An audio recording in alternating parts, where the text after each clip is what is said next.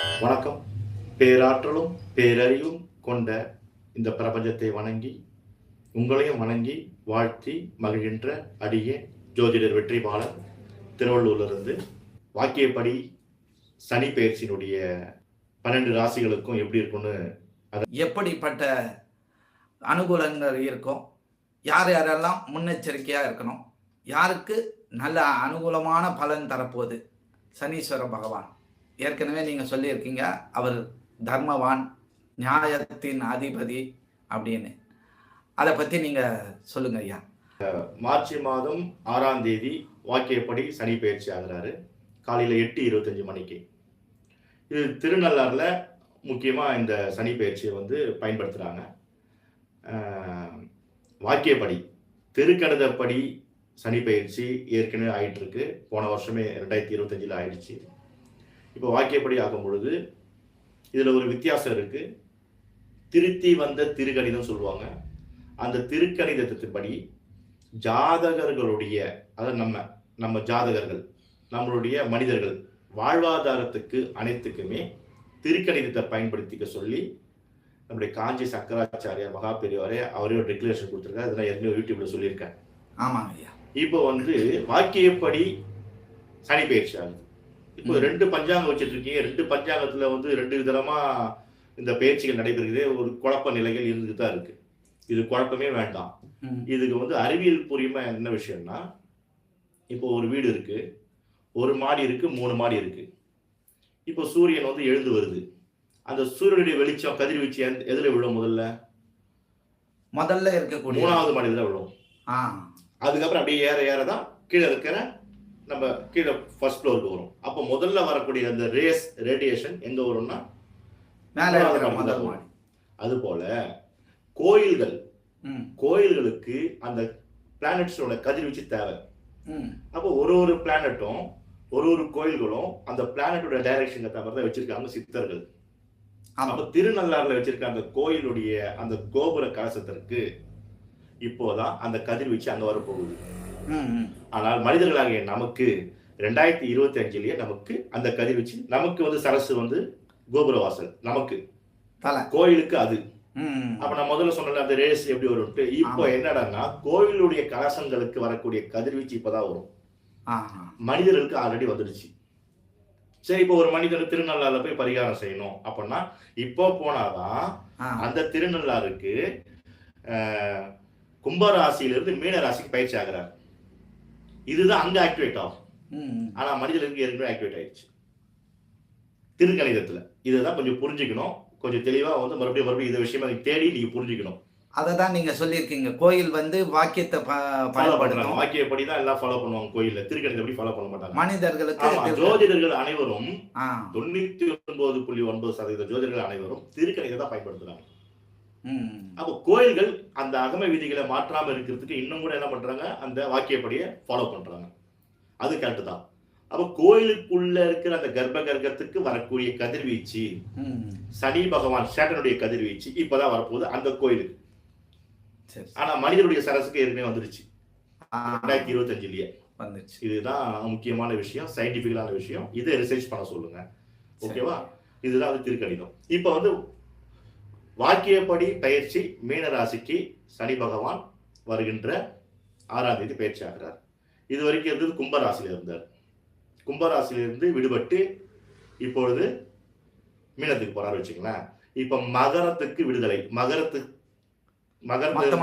சனி மொத்தமா முடிஞ்சிருச்சு. இனிமேல் அவங்களுக்கு ஒரு நல்ல காலம் தான். அப்ப இது வரைக்கும் சனியின் பிடியில் இருந்தார்கள் அப்படின்னு சொல்லும் பொழுது ராசியை மட்டும் பார்க்க கூடாது, அவனுடைய லக்னத்தையும் பார்க்கணும். அப்ப மகர லக்னம், கும்ப லக்னம், மீன லக்னம் இதையே கணக்கு எடுத்துக்கணும். நான் சொல்றேன் இப்ப ராசி சொல்லும்போது லக்னத்தையும் சேர்த்துக்கணும் நீங்களே. இந்த லக்னம் ஆமா. இப்போ சிம்ம ராசின்னு சொல்றோம்னா சிம்ம ராசிக்கும் பலன் இருக்கு, அதே லக்னத்துக்கும் பலன் உண்டு. சிம்ம லக்னத்துக்கு அஷ்டமத்துல சனி பகவான், சிம்ம ராசிக்கு அஷ்டம சனின்னு சொல்றோம் இப்போ இல்லையா? அதே மாதிரி சிம்ம லக்னத்துக்கு தான் அஷ்டம்.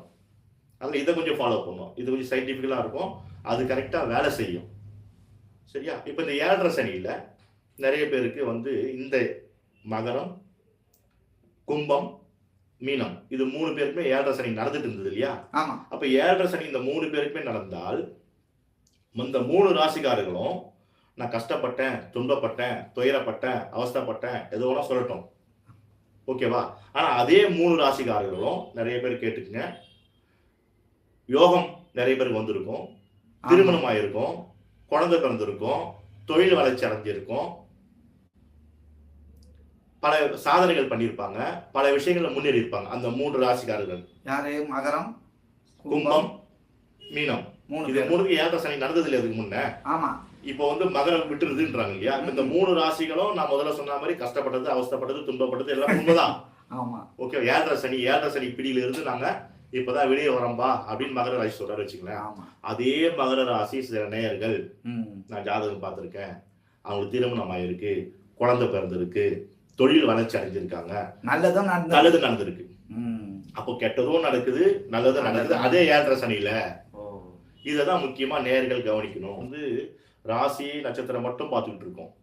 இதுக்கு மேல பஞ்சாங்கத்துக்குள்ள வரணும்.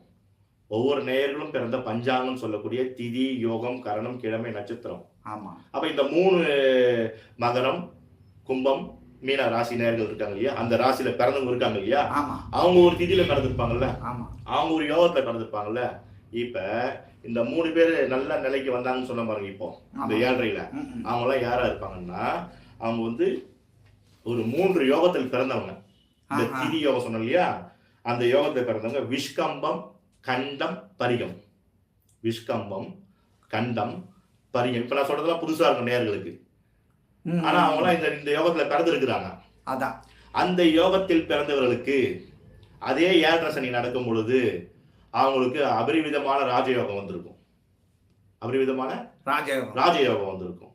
இதே மகரம், கும்பம், மீனம் இந்த 3 ராசிகளை படுத்தி எடுத்திருக்கிறது யார் யாருன்னா, அவங்க சொல்ற அந்த யோகத்துல சோபனம், அர்ஷனம், சுபம் என்ற 3 யோகத்துல பிறந்தவங்க அவங்கள படுத்தி எடுத்திருக்கும். ஒரே ராசி தானே? அப்போ எனக்கு 7.5 சனி வந்துருச்சு, 7.5 சனி ஏன் பயப்படுறாங்க? பயப்பட வேண்டியவங்க யாரு? ராஜயோகம் அடைய போறவங்க யாரு?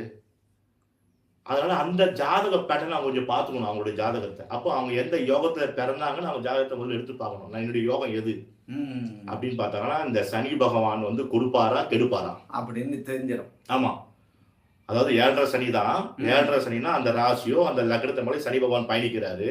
பயணிக்கும் போது அவருடைய ரோல் கர்மா, சுபகர்மா, அசுபகர்மா ரெண்டுமே அவர் தான் ரோல். அப்ப சுபகர்மான கல்யாணம் ஆகுறது, குழந்தை பிறகு சுபகர்மா. தொழில் கர்மஸ்தானம், தொழில் சொல்லுவாங்க, அதுவும் அவரு தான். ஆயுள் அதுக்கு அவரு தான். இப்ப இது 3மே இருக்கும் பொழுது அந்த யோகத்தில் பிறந்தவர்கள், சனி பகவான் யோகமாக இருக்க யோகத்தில் பிறந்தவர்களுக்கு இந்த 7.5லையும் அஷ்டமத்திலையும் கண்டகத்திலும் சூப்பரா வேலை செய்யும்.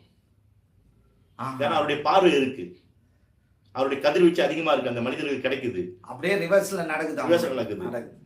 இதுதான் என்னுடைய ரிசர்ச், ஆராய்ச்சி. அப்ப இதுல நிறைய பேர் சக்சஸ் ஆகுறாங்க. அப்ப படுத்தி எடுக்கிறவங்க யாரு? அவங்க பெரிய ராஜபோகமா இருந்தாலும் சரி, பெரிய தொழில் வளர்ச்சியில் இருந்தாலும் சரி, இந்த 3 யோகத்தில் பிறந்தவர்கள், இந்த 3 ராசியில் இருந்தவர்கள், இந்த 7.5 நான் பார்த்திருக்கேன், நிறைய பேர் அவஸ்தைப்பட்டிருக்காங்க. அந்த யோகம் எதிரான அவஸ்தைப்படக்கூடிய யோகம் அவங்களுடைய யோகம் சோபனம், அர்ஷனம், சுபம். இந்த யோகத்தில் பிறந்தவர்களுக்கு சனி பகவான் அவயோக பலனை கொடுத்திருக்காரு. யோக பலனை கொடுத்தவங்க 3 பேர், ஆனா அதே ராசி தான். அதான் அப்ப நம்ம என்ன சொல்லுவோம்? ஜோதிடர்கள் சொல்றாங்க, ஜோதிடர்கள் சொல்றாங்க, ஆனா நடக்கல, நடக்குது. இது கான்ட்ராவர்சி வர காரணமே அதுதான். எங்களுடைய பதிவு உங்களுக்கு பிடித்திருந்தால் லைக் பண்ணுங்க, ஷேர் பண்ணுங்க. மீண்டும் தொடர்ந்து இது போல பல பதிவுகளை பார்ப்பதற்கு எங்கள் சேனலை சப்ஸ்கிரைப் செய்து பெல் ஐக்கானை கிளிக் செய்து கொள்ளவும். நன்றி, வணக்கம்.